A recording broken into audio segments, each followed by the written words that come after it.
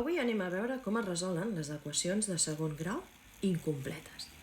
Abans ja hem vist com es resolien les equacions de segon grau que eren completes. Doncs molt bé. Ara anem a veure què passa si li falta un terme. Abans de tot anem a recordar una cosa, és a dir, què és una equació de segon grau? És on les incògnites tenim que tenen grau 2. D'acord? Per exemple, x al quadrat més bx més c.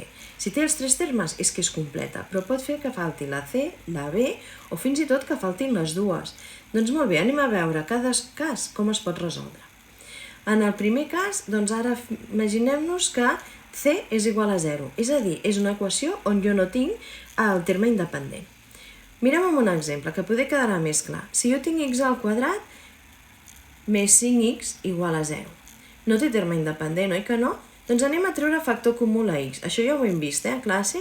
Llavors trec factor comú a x i em queda x per x més 5, no? Recordeu que traiem tot allò que és comú en tots els termes.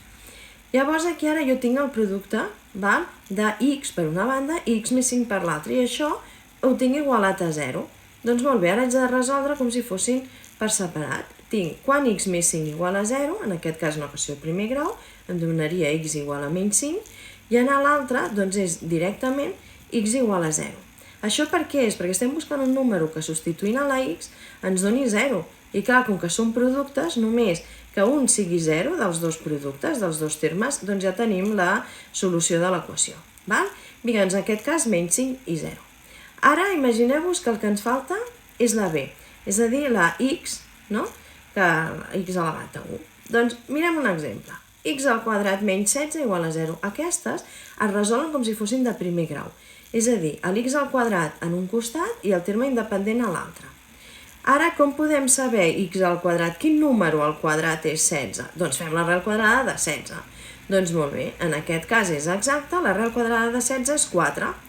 Però fixeu-vos, ja us ho vaig dir, sobretot, les arrels tenen dues possibles solucions, una positiva i una negativa. Aquí atenció, perquè us en oblideu moltes vegades i només dieu, doncs més 4, i ens esteu donant només una solució. Però totes tenen solució? Anem a veure aquest cas. Imagineu-vos que en diuen x al quadrat més 16 igual a 0. Torno a fer, no? Aïllo, és a dir, en un costat fico les x, a l'altre el terme independent, i què em dona l'arrel quadrada de menys 16? Que existeix l'arrel quadrada de menys 16? No. Doncs com que no existeix vol dir que aquesta equació no té solució.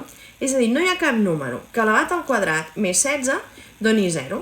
I té lògica, no? Perquè què passa? Tots els números al quadrat donen positius. Positiu i més positiu, això segur que mai donarà 0.